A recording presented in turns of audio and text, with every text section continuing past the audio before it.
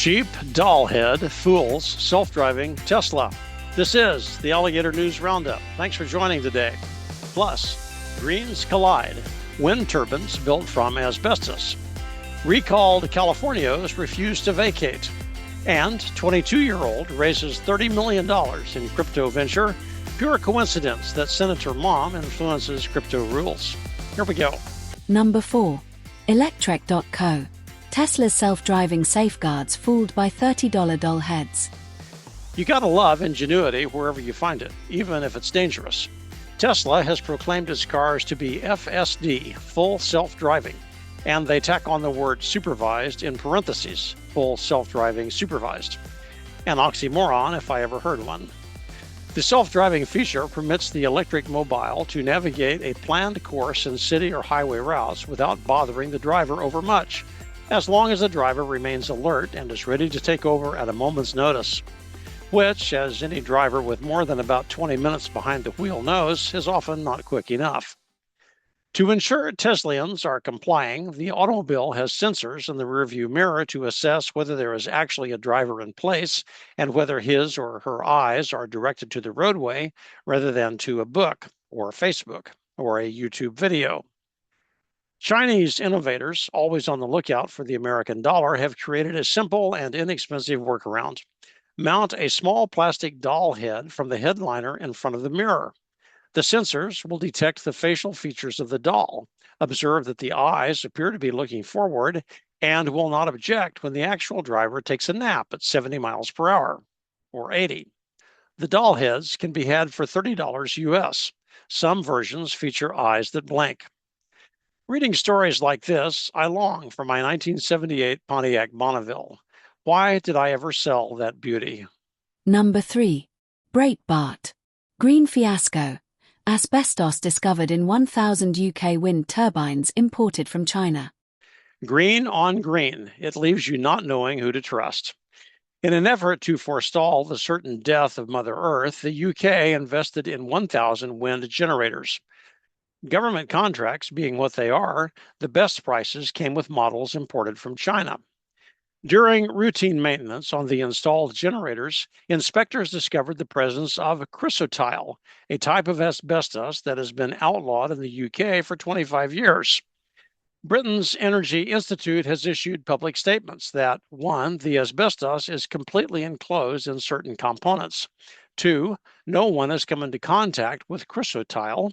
And 3, immediate efforts to replace the affected parts are now in progress.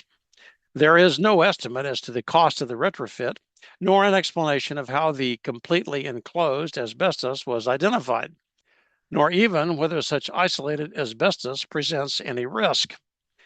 Never mind that. It has already been determined that we will not accept any chrysotile, so we are going to engage expert asbestos warriors at their premium rate of pay to remove it and replace the components with other components that we pay for, guaranteed to be healthier. Can we go back to the original premise that wind generators will save the Earth?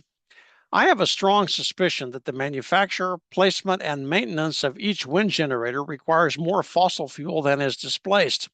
Simply lubricating each generator, for example, requires 2,000 gallons of oil. But I only harbor this suspicion because of listening to what experts in the field say, and what Billy Bob Thornton told me on Landman. Of course, Billy Bob also has his critics. Number 2. California City News. Their constituents voted them out. Now these recalled officials are refusing to leave office. If the vigor used to defend a political position is the measure of moral righteousness, then these city council members in Avenal, California are true patriots. Unless, of course, it's all for show, in which case they are quintessential American traitors. In the wake of the 2025 wildfires that generated national attention, the Avenal City Council decided to create their own municipal fire department rather than relying on services provided by King County. They also hired a full-time fire chief. Residents saw that their tax levy for the additional expense would double. They appealed to the county, which incidentally stood to lose Avenal tax revenues for fire protection. The county conducted a special recall election in which 75% of Avenal residents voted to recall 4 of the 5 city council members, including the mayor. Council members responded that only the city, not the county, has the authority to convene a recall election. Thus, the embattled members disregarded the recall notice and refused to vacate their offices. I'm not sure whether that refusal involved sandbags and guns or not. I'd be mildly interested in knowing a few additional facts.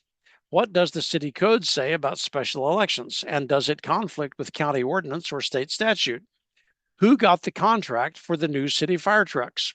And to whom is the new fire chief related? Avenal is in California's Central Valley, roughly halfway between Los Angeles and San Francisco. It was unaffected by last year's wildfires, other than probably some smoke and haze in the air. Winston Churchill, paraphrased, once observed, "The American political system is the worst possible form of government, except for all the possible alternatives." Number 1. The Nerd Rye. Fortunate son.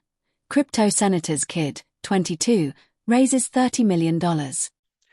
Senator Kirsten Gillibrand, Democrat, New York, is a prominent sponsor of national legislation to regulate cryptocurrency. She helped sponsor the Genius Act, which would regulate something called a stablecoin, described as a type of crypto tied to the US dollar. Senator Gillibrand is at the forefront of those seeking to normalize the use of crypto. It's a position, and probably one worth debating. So far, so good. That's what the Senate does. Now it emerges that the senator's son, Theodore, age 22, a brand new Stanford University graduate, has managed to raise $30 million as seed capital for his proposed $300 million startup crypto futures exchange.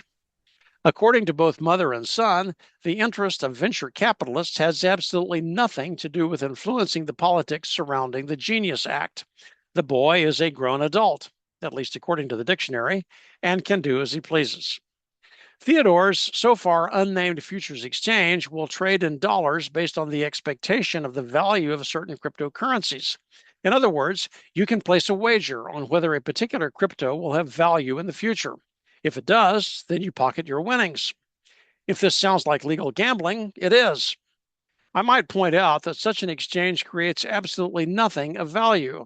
There is no new technology, no invention, no groundbreaking research, only the promise of winnings.